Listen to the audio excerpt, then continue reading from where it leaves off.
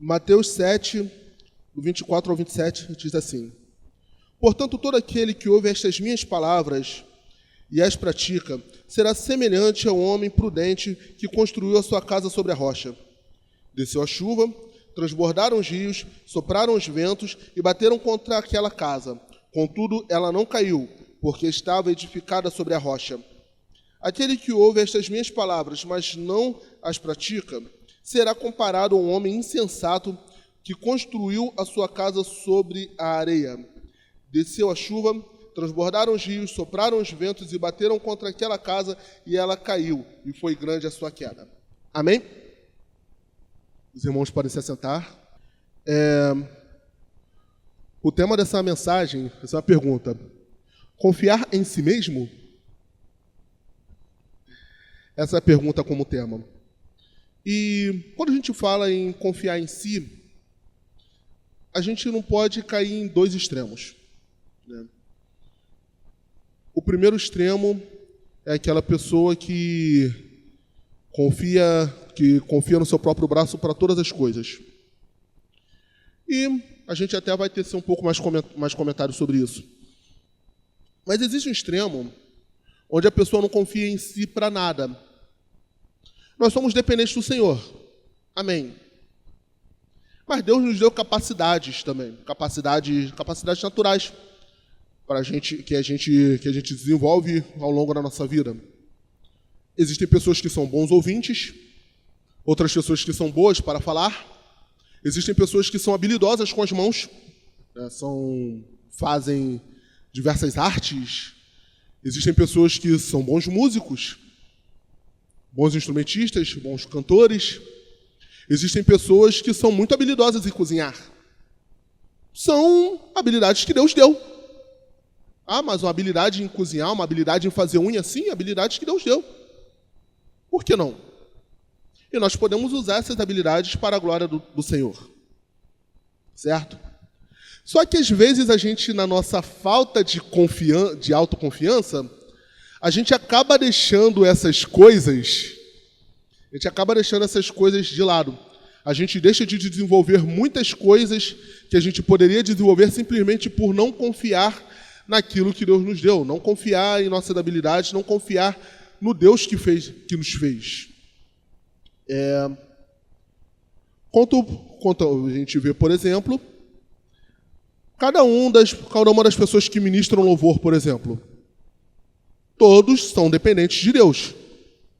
Mas todos confiam, mas quando foram chamados, eles acreditaram que, poxa, eu posso fazer isso.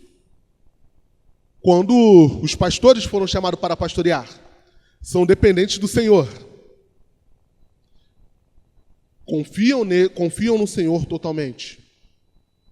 Mas se eles não acreditassem que poderiam fazer tal coisa, óbvio que com o Senhor no lado, com o Senhor pela força de Deus, se eles não confiassem que poderiam fazer tal coisa, eles não fariam. Então a gente não pode partir para esse extremo de não confiar naquilo que de não confiar em absolutamente nada que Deus nos deu. Mas esse não é o tema da mensagem. Não é falar sobre as nossas habilidades, mas vamos falar sobre o excesso de confiança em si. E lembremos que essa passagem, ela é o final do Sermão do Monte. O Sermão do Monte que começou em Mateus 5 com as bem-aventuranças, e depois o Senhor veio falando em várias coisas, foi falando sobre a oração, a importância de orar, falando sobre o jejum, falando sobre a gente ajuntar tesouros nos céus, enfim. E até que a gente parou nesse momento sobre construir a sua casa sobre a rocha e construir a sua casa sobre a areia. Amém? E eu gostaria de me atentar a uma partezinha. Todo aquele que ouve estas minhas palavras. Quais palavras? Bom, nós estamos vindo do Sermão do Monte. Poderíamos citar todas as coisas que o Senhor falou, né? A gente já falou algumas delas. Orações, a oração modelo que o Senhor fez, né? Foi no Sermão no Monte que o Senhor fez, o Pai Nosso, sobre o jejum e demais outras coisas que o Senhor falou da importância. Mas nós vamos nos ater apenas ao capítulo 7. Então, quais as palavras que o Senhor falou? Todo aquele que ouve essas minhas palavras. Vamos ler aqui capítulo 7, nós não vamos sair do capítulo 7, tá? Vamos ler aqui do versículo 1 ao 5. Mateus 7, do 1 ao 5, diz assim a palavra de Deus. Não julgueis para que não sejais julgados, pois com o juízo que julgares sereis julgados, e com a medida que tiverdes medindo vos medirão a vós. Por que reparas no cisco que está no seu olho, no olho do teu irmão, mas não percebes a trave que está no teu? Ou como dirias ao teu irmão, deixa-me tirar o cisco do teu olho, estando uma trave no teu?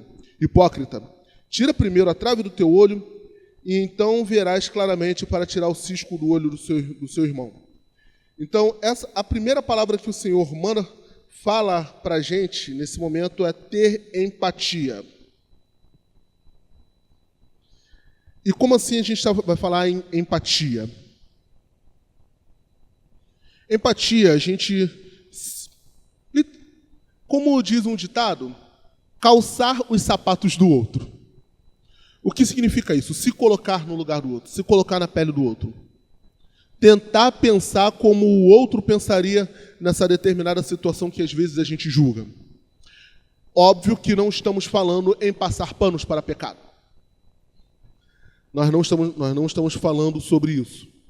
Mas não podemos também viver trazendo acusação para o outro sem antes olhar para nós mesmos.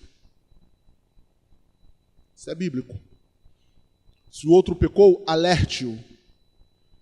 Mas somente Deus tem o poder de julgar. Somente Deus tem o poder de condenar e de absolver também. Absolver. Somente Deus tem o poder de absolver alguém. Afinal de contas, a gente sempre encara como um julgamento quando a gente está condenando uma outra pessoa. Mas quando a gente absolve também não é um julgamento? Se a gente disser, fulano é um homem de Deus ou uma mulher de Deus, isso não é um julgamento que você está fazendo? Agora, se eu falar, fulano é um indivíduo do diabo, não, você não pode julgar. Fulano é um pecador, não, você não pode julgar. Mas quando você diz que é alguém de Deus, você também está fazendo um julgamento. Só que em um é um julgamento positivo e em outro é um julgamento negativo. Só que ambos os julgamentos provêm do Senhor. Ambos provêm do Senhor. E onde entra a empatia nessa questão? Como a gente falou aqui agora, a primeira palavra foi sobre ter empatia. Onde entra isso? Ora, às vezes a gente para julgar tanto as atitudes do próximo, mas a gente nunca parou para se colocar no lugar dele, para pensar como a gente agiria no lugar do outro.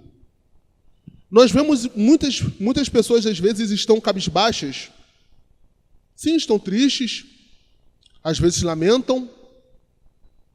Às vezes a pessoa não dá aquele sorriso. Ou simplesmente passa sem falar. Às vezes a gente acorda mal. Quem nunca? Super-homem só existe nos quadrinhos. Só nos filmes. Nós temos o nosso dia mau. E nós precisamos compreender que o nosso irmão também tem o seu dia mau. Então, meus irmãos, não vamos julgar o nosso irmão se a gente não sabe se ele está passando pelo dia mau. Ao invés de julgar, estenda a mão. Ao invés de julgar, ore por ele. Ao invés de julgar, se coloque no lugar e se coloque dando um apoio para essa pessoa. Às vezes a gente senta no lado de muita gente que está precisando de apoio, que está precisando de uma palavra e a gente nem sabe. E a gente só se preocupa em julgar. Às vezes a gente vê o nosso irmão quietinho e ao invés de chegar, ô fulaninho, tá tudo bem? Não, a gente julga simplesmente porque ele está quieto no canto. Então essa é a primeira palavra falando sobre ter empatia. E a segunda palavra, ter sabedoria. A gente vai ver isso no versículo 6. Não deis aos cães as coisas santas, nem lanceis aos porcos as vossas pérolas, para que não as pisem com os pés e, voltando-se, vos estraçalhem.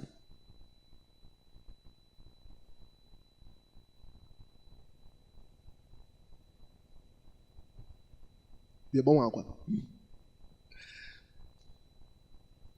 Tenham sabedoria, meus irmãos. Nesse momento, a gente vive discutindo por tantas coisas. As redes sociais que o digam. É lacração daqui, é lacração dali. Aquela lacração gospel que termina com a paz do Senhor. É tanta briga, tanta discussão, tanta busca pela razão, e dentro do Evangelho não tem sido nada diferente, infelizmente. Estamos a cada dia nos tornando um sal com menos gosto. A gente está ficando sal doce. Sal sem sabor. E no final das contas a gente se preocupa tanto, às vezes até bem intencionados, em pregar a palavra de Deus, só que tem um pequeno porém. A gente costuma tentar discutir com aquelas pessoas que estão simplesmente preocupadas em zombar da palavra de Deus. Quem nunca? Quem nunca entrou numa discussão numa rede social? Quem não tem rede social. Agora, quem nunca entrou numa discussão com uma pessoa que você sabe que é descrente, e você sabe que somente uma ação maior do Espírito Santo para poder fazer com que essa pessoa se converta? Quantas vezes nós perdemos tempo com esses tipos de coisa? Isso aí se chama lançar pérolas aos porcos. Às vezes nós conhecemos pessoas que sabem muito da palavra de Deus e elas utilizam esse conhecimento simplesmente para julgar ao outro, ou então para debochar da nossa fé. Existem muitos ateus por aí pela internet que sabem muito de Bíblia. E como sabem? Sabem mais que muito crente. E usam esse conhecimento simplesmente para debochar da nossa fé. Tá, mas não vamos pela internet não, vamos para o nosso ambiente. Vamos para dentro do nosso trabalho. Quem nunca conheceu aquela pessoa que se desviou da fé ou simplesmente é um simpatizante da igreja, um simpatizante das coisas de Deus, mas que usam da palavra de Deus para debochar da sua fé? Quem nunca? Quem nunca viu isso? Ou então, nessa nova onda que tem se levantado dos desigrejados ou dos cristãos judaizantes, e às vezes a gente perde o nosso tempo lançando pérolas aos porcos, ou seja, a gente perde o nosso tempo pregando para uma pessoa que a gente sabe que não vai se converter naquele momento que está pregando. Faça isso se Cristo mandar. Agora, se o Senhor não falar, se for apenas para ganhar discussão, fica quieto. Ora, não lança pérola aos porcos, não. Tenha sabedoria. E esse foi um conselho que o Senhor Jesus falou. E partindo para outro conselho que ele deu, por outra palavra, terceiro conselho, seja persistente na oração. E nós vamos ler aqui versículos do 7 ao 11. Pedi e vos será dado, buscai e encontrareis, batei a porta e vos será aberta, pois aquele que pede recebe, o que busca encontra, e ao que bate se abre. Qual dentre vós é o homem que, se o filho vos pedir pão, lhe dará uma pedra, ou pedindo-lhe um peixe, lhe dará uma cobra? Ora, se vós sendo maus sabeis dar coisas boas aos vossos filhos, quanto mais o vosso Pai que está nos céus dará boas coisas aos que lhe pedirem. Desculpem. Seja persistente na oração. Insista. Insista em clamar. Persista em orar ao Senhor. Ouviu, Cleitão? Vamos persistir em orar ao Senhor. Vamos persistir em buscar o nosso Deus. Vamos persistir em clamar a Ele nos momentos das nossas angústias.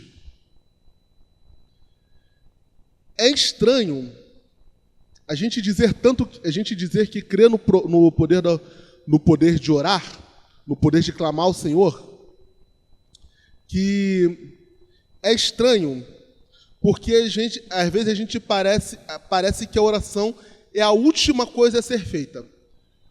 Quando não se tem mais nada para fazer, quando não se tem mais ideia nenhuma, quando se acabou as forças, Senhor, estou sem ideia.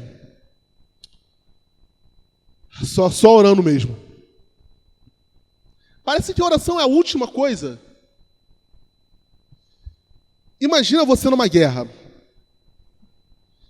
Deus às vezes dá para a gente uma bazuca, chamada oração. Mas às vezes a gente cisma de ir para a guerra usando estalinhos. A gente cisma de ir para uma guerra tentando usar estalinho, usar uma pedra ou qualquer outra coisa do tipo. E quando de repente se acabam os estalinhos, se acabam as pedras, a gente, não tem mais nada que fazer, eu vou usar a bazuca. A oração não pode ser a última coisa para a gente. Não, ela não pode ser a última coisa a ser feita. Tem que ser a primeira. Se o calo apertar, de primeira é clamar ao Senhor. É buscar o Senhor, é buscar a resposta ao Senhor. E aí o Senhor mandando, faz-se a outra coisa. Quando a gente ora, a gente economiza tempo. Porque no final das contas, quando a gente ora, o Senhor responde, então a gente já vai na direção certa. Quando a gente deposita nosso tempo em oração, acaba que a gente gasta menos energia na nossa caminhada. Porque o Senhor responde. Deus não ficou surdo. Deus não perdeu a habilidade de ouvir a oração e de nos responder. Não, meus irmãos. Se a gente sabe dar boas coisas ao próximo, se um pai sabe dar boas coisas ao filho, quanto mais o nosso Deus que nos criou, que sabe das nossas necessidades. E olha, você pai e mãe, sabe na necessidade do seu filho quando ele te pede. Deus sabe da sua necessidade antes mesmo de você pensar. Antes de pensar. Meus irmãos,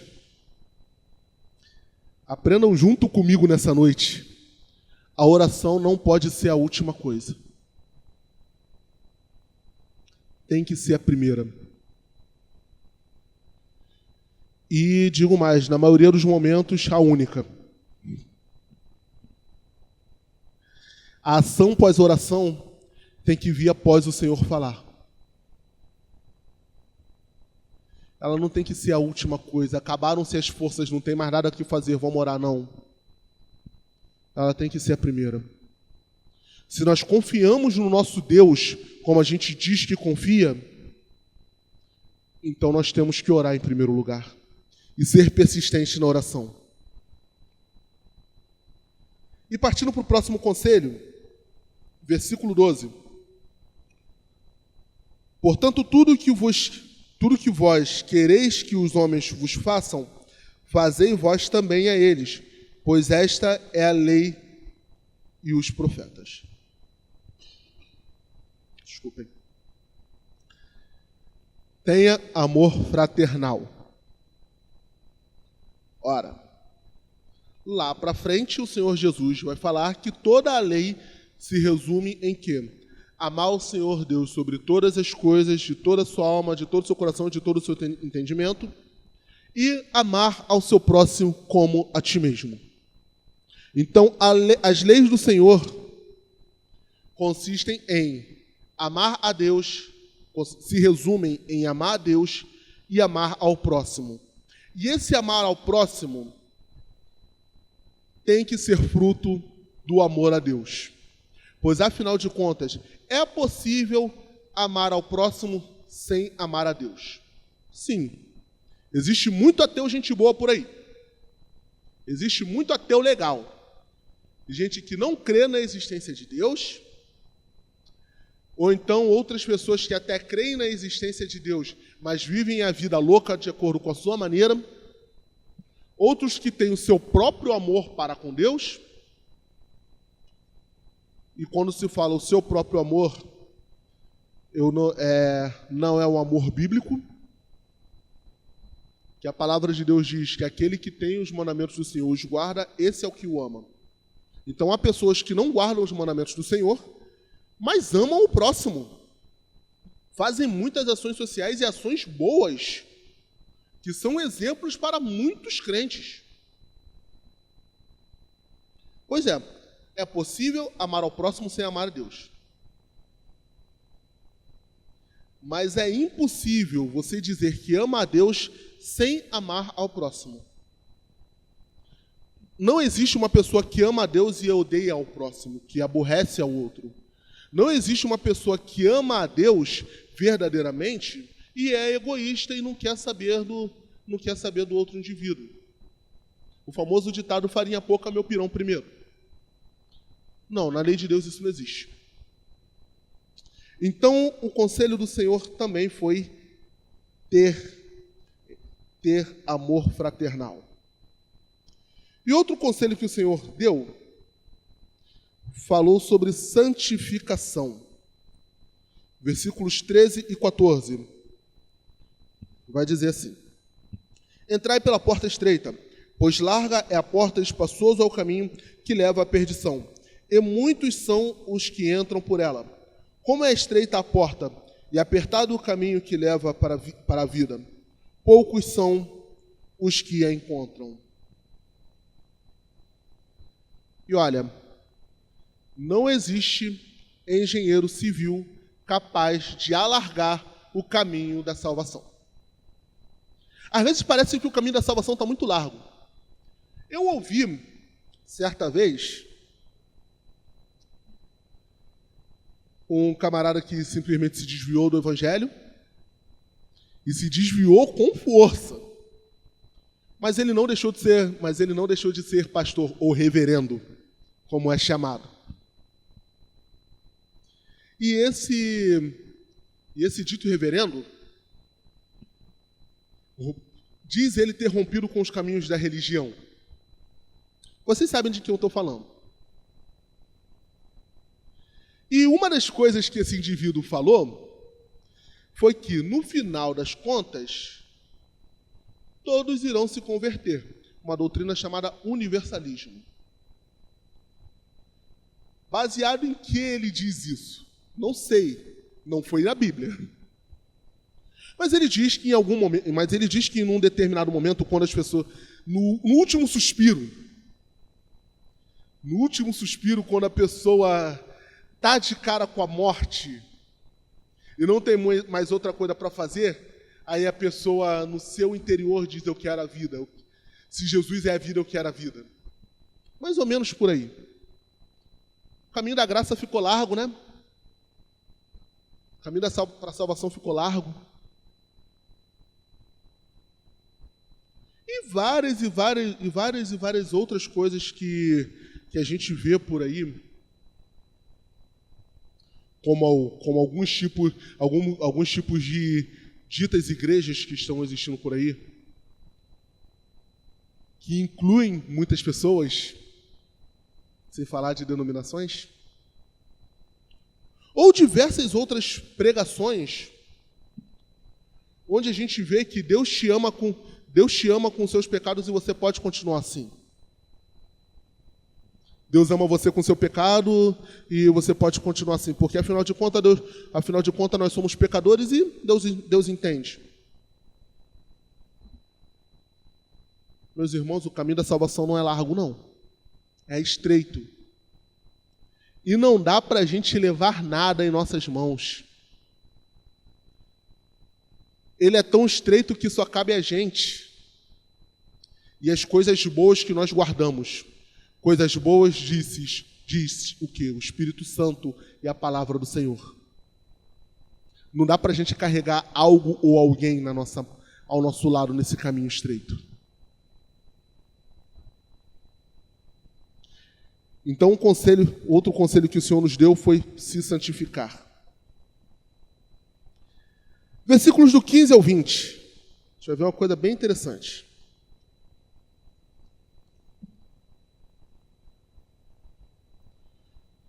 Cuidado com os falsos profetas,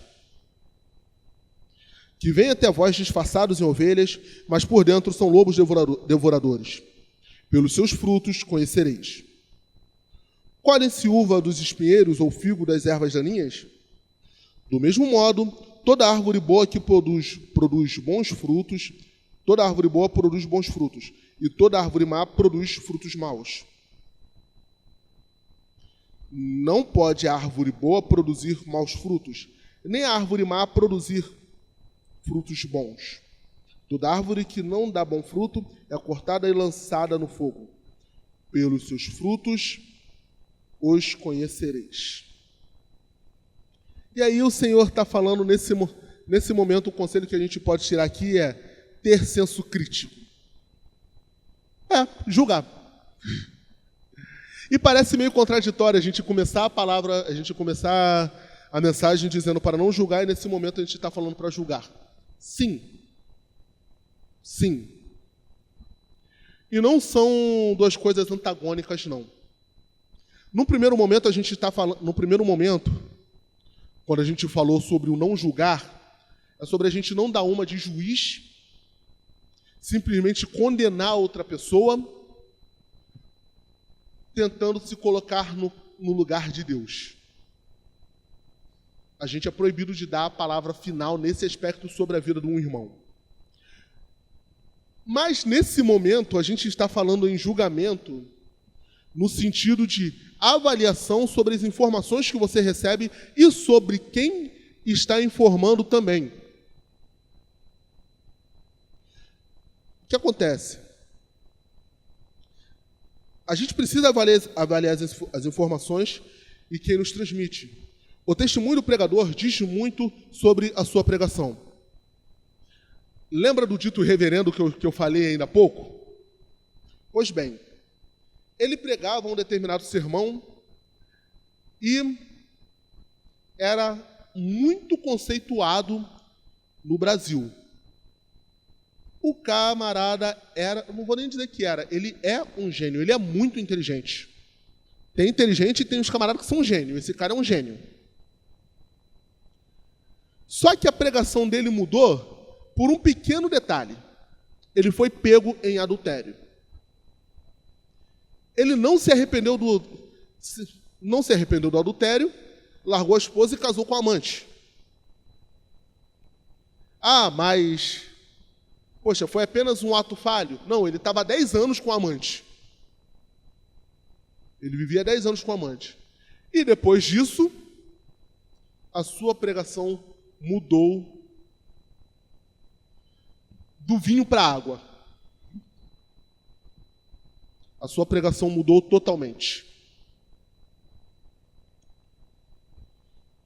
E esse testemunho dele diz muito sobre a sua pregação. Porque no final das contas, a pregação dessa pessoa acaba que alarga o caminho da graça. Alarga o caminho até o céu.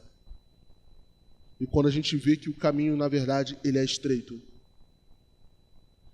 E não somente isso, não somente por esse pregador, mas a gente vê tantas e tantas outras mensagens. Tantas músicas que a gente ouve, que às vezes a gente acha que é de Deus e não é. Mas está citando o nome de Jesus. Sim. mas não é, está falando heresia. Ah, mas o pregador fulano de tal, ele é renomado, ele é conceituado, ele tem bastante estudo. Sim. Mas se pregar fora da palavra, está cometendo heresia. Se fizer uma vez, tudo bem, pode ser um erro. Se for recorrente, é herege. E a palavra de Deus nos manda a gente julgar nesse ponto. Nos manda a gente ter senso crítico. Para quê? Para que a gente não engula qualquer coisa e a gente não seja levado por ventos de doutrinas. Amém? Continuando aqui, versículos 22 e 23. Perdão, do 21 ao 23. Nem todo aquele que me diz Senhor, Senhor, entrará no reino dos céus, mas aquele que faz a vontade do meu Pai que está nos céus. Muitos me dirão naquele dia, Senhor, Senhor, não profetizamos nós em Teu nome? E em Teu nome não expulsamos demônios? E em Teu nome não fizemos muitos milagres? Então lhes direi claramente, nunca vos conheci, afastai-vos de mim, vós que praticais o mal. Esse conselho é, cuide da sua prática cristã.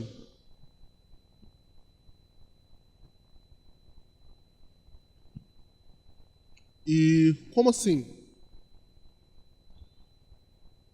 Ora, quando essa palavra está dizendo aqui, muitos daqueles dias me dirão, Senhor, Senhor, não profetizamos em Teu nome, enfim. Essa lista de ações não é de ímpio, não. Não é um descrente que profetiza no nome do Senhor. Não é um descrente que expulsa demônios. Não é um descrente que faz milagres. Essa palavra está falando para crente ativo. Estão falando para os crentezão.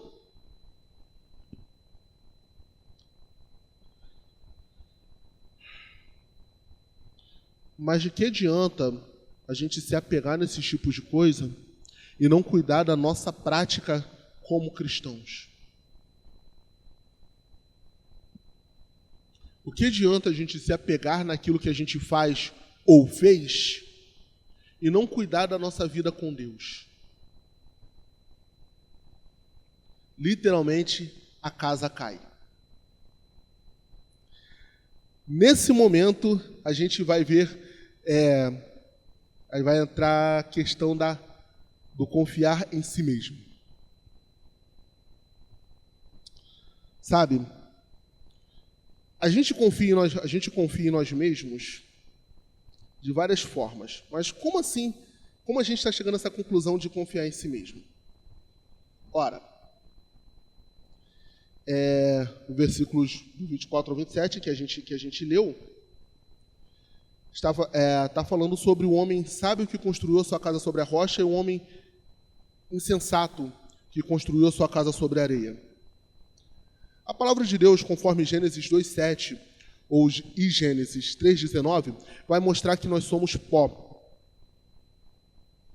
E Gênesis 2:7 vai falar que o Senhor criou o homem do pó da terra. Fomos criados da areia.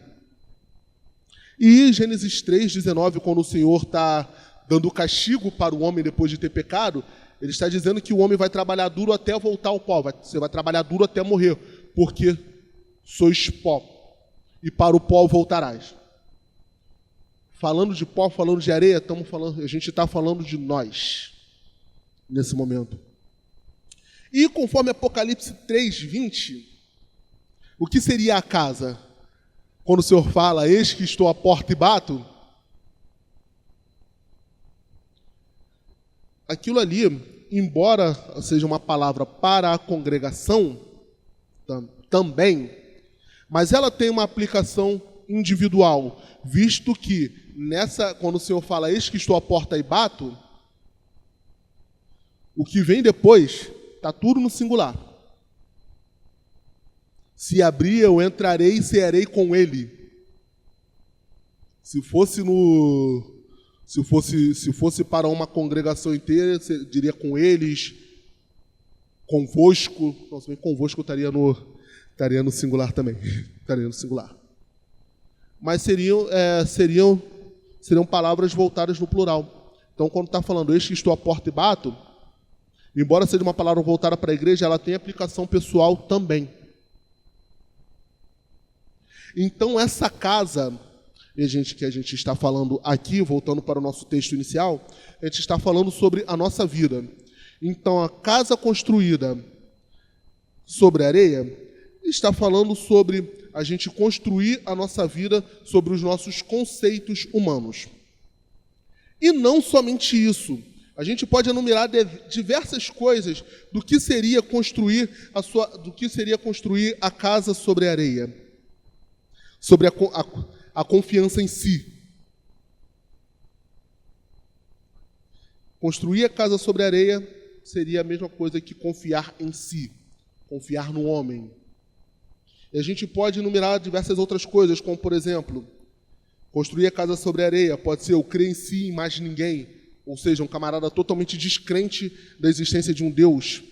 Ou então eu posso crer muito em Deus e simplesmente crer que, pelo meu conhecimento teológico, eu vou ser salvo. Ou então eu posso construir a minha casa sobre areia quando eu estou crendo única e exclusivamente no meu líder religioso. Por exemplo, eu passo meses aqui, eu passei anos aqui ouvindo a pregação do pastor Júlio. Estou salvo? Não estou. Não é a pregação do pastor Júlio que vai me salvar. Vai me alertar. Vai me conduzir ao caminho. Mas se eu não seguir, se eu crer que somente por essa pregação e sem eu colocar em prática aquilo que me foi falado, eu estou perdido. No domingo a gente foi alertado sobre Simão o mágico, que teve uma falsa conversão. E no final das contas, quando ele foi alertado por Pedro ao arrependimento, que era uma pregação para a salvação dele, o que ele disse? Ora por mim, para que eu não seja condenado. E não se arrependeu. Construir a casa sobre areia também pode ser crer na prática religiosa. E prática religiosa não significa necessariamente a prática cristã. Por exemplo, uma prática religiosa, eu tocar violão na igreja. Uma prática cristã, eu orar e louvar em casa. Conseguiram entender? A prática religiosa é aquilo que eu faço em exercício para a congregação. Ou até outras coisas também, como, por exemplo, dar dízimos, participar da ceia e diversas outras coisas. A prática cristã está ligada ao meu desenvolvimento de relacionamento com Deus. Conseguiram entender a diferença?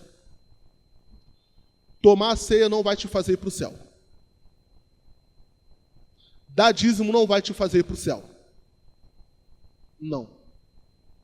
Dar motivação errada, não.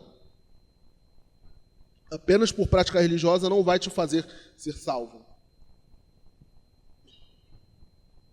Desculpem. Construir a casa na areia, a gente pode ver que, colocar como exemplo, crer no tempo de igreja. Como assim? Olha, eu sou crente desde os 7 anos de idade. Eu ia para a igreja com a minha tia. Eu sou crente desde os 7 anos de idade e hoje eu tenho 34. É tempo, bastante tempo, né?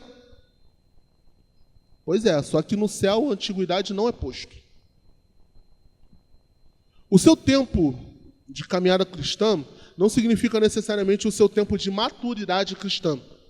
São duas coisas bem diferentes. Às vezes alguém atinge uma maturidade cristã com meses de convertido. E às vezes a pessoa vive eternamente imaturo. Nasci assim, eu vivi assim e vou morrer assim. Gabriela.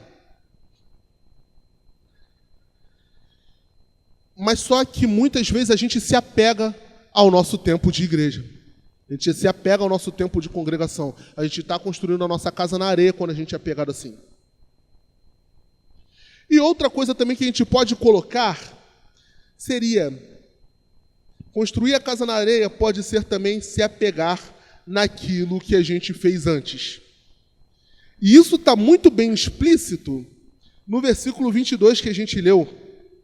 Senhor, nós não profetizamos em Teu nome, nós não expulsamos demônios, nós não fizemos muitos milagres. Senhor, a gente não evangelizou na rua.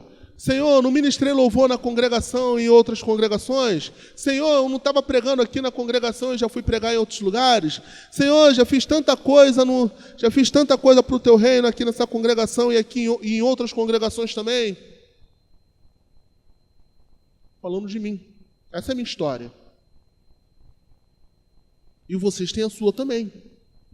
Vocês têm as suas histórias também. Só que a gente não pode se apegar para a salvação naquilo que a gente fez no passado. Foi bom, foi maravilhoso, aprendemos, mas temos que seguir adiante. A gente não pode viver simplesmente crendo naquilo que a gente já fez. E essas são as enumerações daquilo que seria construir a casa na areia. Meus irmãos, não sejamos insensatos. Construir a nossa casa na areia significa construir a nossa vida em conceitos humanos. Construir a nossa casa na areia é confiar única e exclusivamente em nós mesmos. Confiar em algo totalmente humano. Mas sábio é aquele que edificou a sua casa sobre a rocha. Jesus Cristo é a nossa rocha fiel. Jesus Cristo é a nossa pedra angular. E sobre Ele nós devemos estar edificados. Sobre Ele a igreja foi edificada e sobre Ele nós, servos do Senhor, precisamos ser edificados.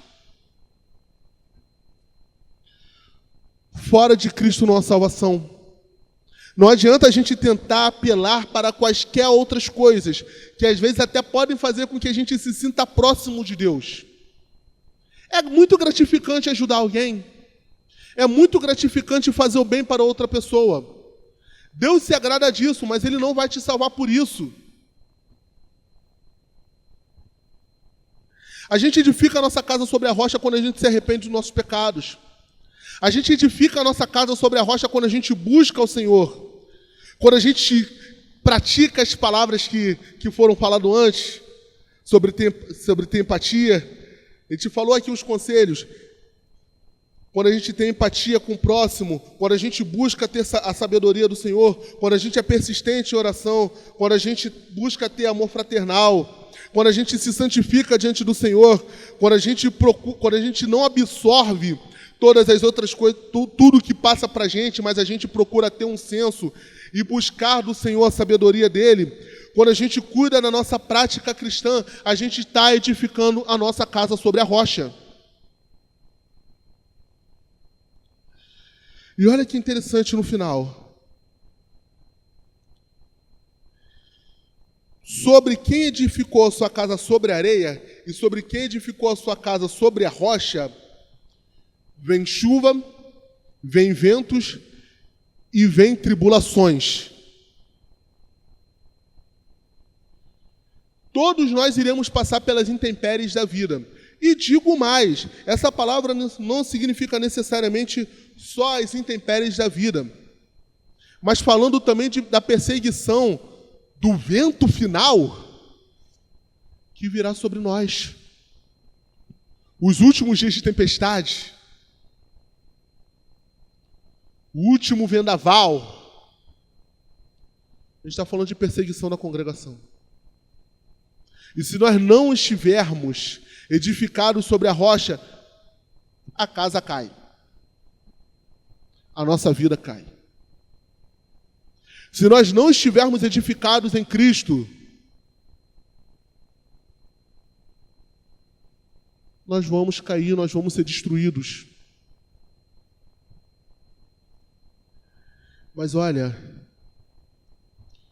o Senhor tem interesse em que a gente edifique a nossa vida nele.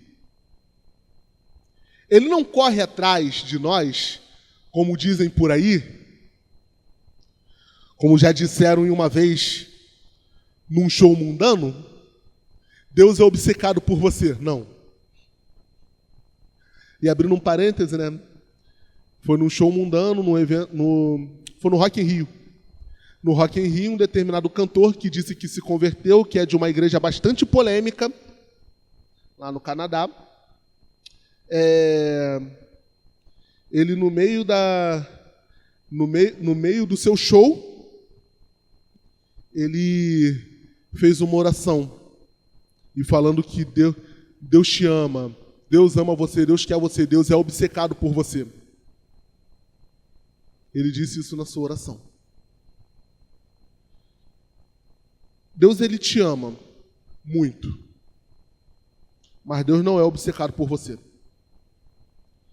Deus, ele tem interesse em que você edifique a sua vida nele. Ele tem interesse em derramar sobre você o Espírito Santo. Ele tem interesse em ver você edificado sobre a rocha, mas ele não vai correr atrás de você, não. Não vai. Então, meus irmãos, para finalizar, queria dizer que se a nossa casa não estiver edificada sobre a rocha, se a nossa casa estiver edificada sobre a areia, nós não resistiremos às tribulações. Mas se estivermos edificados sobre a rocha, fiel que é Cristo, confiando única e exclusivamente nele, e não confiando em nós mesmos, então vai vir chuva, vai vir ventos, vai vir tempestades, o rio vai encher, mas nós estaremos de pé porque os nossos alicerces estão em Cristo. Queremos a nossa casa edificada sobre a rocha ou sobre a areia? Então devemos confiar em Cristo, mais em Cristo e menos em nós mesmos. Amém? Vamos ficar de pé, vamos orar ao Senhor.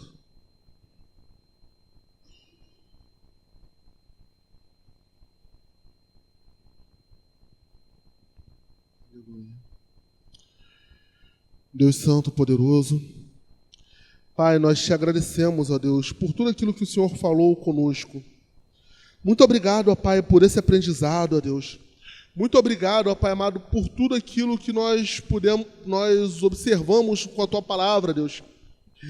E, Senhor, eu não quero, ó Deus, viver simplesmente confiando em mim para ser salvo, porque eu não posso me salvar. Eu preciso do Senhor, Deus. Pai, eu te amo, Senhor. Eu te amo, ó Deus, e quero guardar os seus mandamentos a cada dia mais. Senhor, que nós possamos a cada dia amar mais ao Senhor e guardar os seus mandamentos, ó Deus. Pai, ajude-nos, ó Deus, a persistirmos na santificação, ó Pai amado, na busca pelo Senhor, ó Deus. Pai, nós passamos por chuvas, passamos por ventos, passamos por tempestades. E nesses momentos, ó Pai, infelizmente a gente para de buscar o Senhor. Senhor, em nome de Jesus, ó Pai, que o Teu Santo Espírito, ó Deus, venha nos atentar a buscar o Senhor para que nós sejamos constantes, ó Deus. Se a nossa casa estiver firmada na rocha fiel que é o Senhor, então seremos constantes, ó Pai. Seremos constantes, ó Deus. E virá chuva, e virá vento, e virá tempestade, e virão as diversas coisas, virão as intempéries da vida. Mas se estivermos no Senhor, Deus, seremos constantes e não seremos abalados, ó Pai. Se nós confiarmos somente em Ti, ó Deus, então nós não seremos abalados, Senhor. Ó Pai amado, ajuda-nos a cada dia, Deus. Ajude essa congregação, ó Pai, para que todos nós possamos persistir no Senhor, Deus, persistir na palavra do Senhor, Deus, sem olhar para a direita, sem olhar para a esquerda, mas olhando para o Senhor, que é o autor e consumador da nossa fé. Ajude-nos, ó Pai amado, para que a gente prossiga, sem olhar para o quadro político, sem olhar para Lula, sem olhar para Bolsonaro, sem olhar para STF, mas olhando para o Senhor, que é o maior governante e o justo juiz.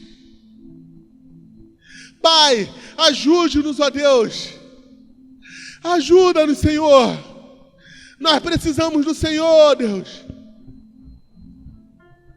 Precisamos estar firmados em Ti, ó Deus. Independente de quaisquer coisas que estejam acontecendo no Brasil e no mundo, ó Pai. Precisamos estar firmados no Senhor, ó Deus. Ajuda-nos, ó Pai. Precisamos do Senhor, Deus. Mais do que precisar, nós te amamos, ó Pai. Nós amamos o Senhor e queremos estar com o Senhor para sempre, ó Deus.